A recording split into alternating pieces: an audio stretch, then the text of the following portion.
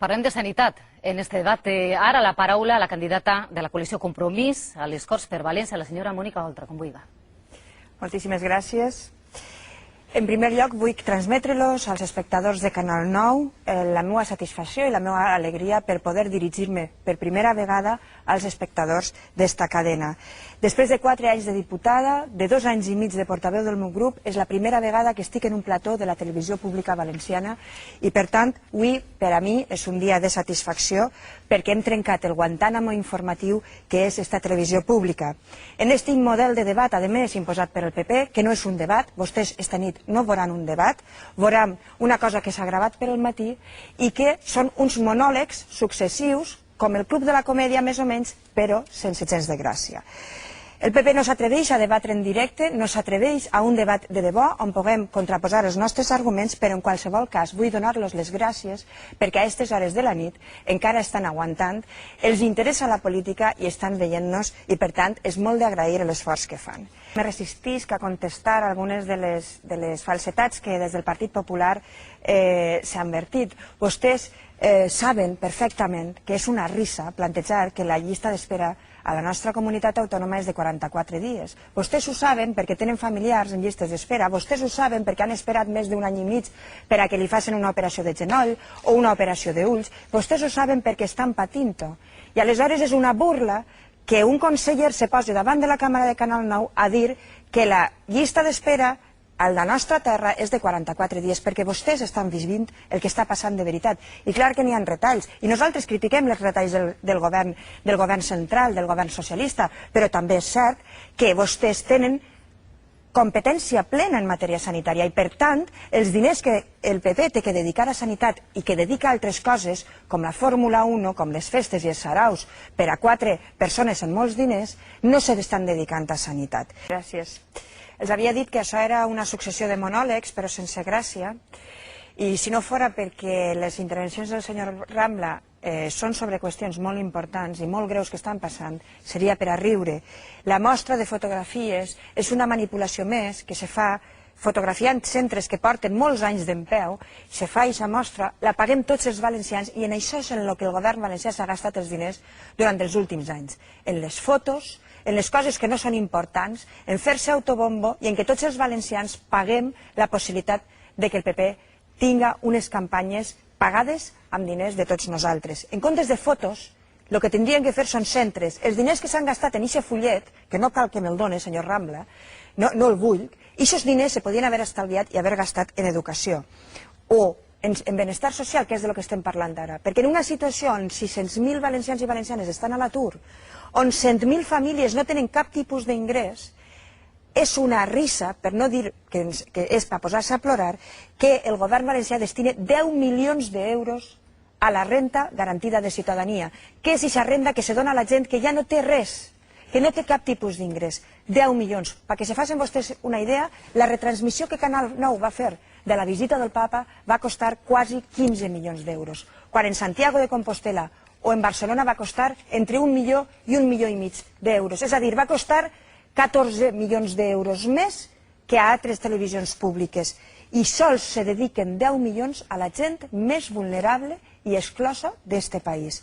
Per tant, que el PP faça de la política un club de la comèdia sense gràcia és algo que hem d'evitar este dia 22. Si n'hi ha diners per fer un àgora que val 100 milions d'euros, jo no entenc per què no n'hi ha diners per a la dependència, per a la gent major, per a la gent que s'ha de respectar, per a la gent discapacitada, per a la gent que més pateix en este país. Si n'hi ha diners pels sobrecostos i per a que ara els rics se puguen casar en l'òpera, no sé per què no n'hi ha diners per a la gent que més ho necessita. Arribem ja a l'última ronda d'intervencions en este debat de polítiques socials i desenvolupament autonòmic entre els representants dels partits i coalicions que ara tenen representació a les Corts Valencianes. Recordem que l'ordre d'intervenció de cada candidat, així com el temps, han sigut marcats pel Consell d'Administració de Radiotelevisió Valenciana. Per tant, en esta quarta i última ronda les intervencions seran de menor a major, és a dir, començarà el partit amb menys representació parlamentària i acabarà el partit majoritari. Parlem ara de desenvolupament estatutari i té la paraula la candidata de la coalició Compromís a les Corts per València, la senyora Mònica Oltra. És el seu torn. Moltes gràcies una altra vegada. El desenvolupament de l'Estatut no s'ha fet res. És més, tenim un Estatut que pactaren PP i PSOE, en això sí que se posaven d'acord, i en aquest afany de ser sempre els primers o els més grans, fórem els primers en aprovar un nou Estatut, però s'ha demostrat, quan ja s'ha tingut que tornar a reformar, que som el pitjor estatut, un estatutet que aprovarem els valencians i valencianes, perquè ja se'ns ha quedat curt. Però miren, a mi el que més m'interessava del desenvolupament estatutari d'aquesta legislatura era el tema de la Carta de Drets Socials. Per 2 vegades, i a proposta de Compromís, se va fer una aprovació d'una proposta que deia que s'havia de desenvolupar la Carta de Drets Socials. Res s'ha fet d'això. La Carta de Drets Socials és important perquè front a la política del xec que fa el Partit Popular, que forma part d'aquesta política clientelar, jo te dono un xec i entonces ens convertís en súbdits en comptes dels ciutadans, nosaltres defensem la política de drets, que els ciutadans sàpiguen a què tenen dret, quines són les seues obligacions, que tenen una plena ciutadania. I això vindria molt bé una Carta de Drets Socials que, com dic, el Partit Popular no vol aprovar. Però nosaltres sí que volem que se'ns torni la condició de ciutadans crítics, conscients, amb els nostres drets i amb les nostres obligacions. I això té molt que veure amb el que hem parlat en esta pantomima de debat, d'educació, de benestar, de sanitat, de tot allò que ens fa la vida més fàcil. Però aquesta política del PP d'aparentar ha fet que milions i milions i milions d'euros s'hagin anat a obres inútils, a grans obres faraòniques que ara no ens serveixen als valencians. I per tant, nosaltres, des de Compromís, seguim dient que hem de canviar radicalment aquesta política. Les prioritats del Partit Popular no poden ser les prioritats dels ciutadans i ciutadanes, perquè igual que una família s'atén a la seva nòmina per a orientar la seva despesa, un govern ha de fer el mateix. I nosaltres en què ens hem gastat els diners? En una Fórmula 1 on només en cànon i en l'acondicionament del circuit urbà, quan tenem el de Xest a molts pocs quilòmetres, ha costat 200 milions d'euros. 200 milions d'euros, i en això se podien haver construït 2 hospitals. Haver construït, per exemple, l'Hospital de la Hoya de Bunyol i haver acondicionat, per exemple, l'Hospital de Mislata per a que tinga la gent de Mislata, eixa població també, un hospital ahí de referència. En els 100 milions que ha costat l'Àgora, un edifici que està tancat 350 dies a l'any, se podien haver fet 30 centres de salut. En l'òpera, el sobrecost, jo no dic que no n'hi hagi òpera, però tenia que ser un edifici tan car, no podia haver-se fet alguna cosa més assequible i, a més, més a l'abast a la ciutadania que li agrada la música, se podien haver construït centenars de centres d'ensenyament.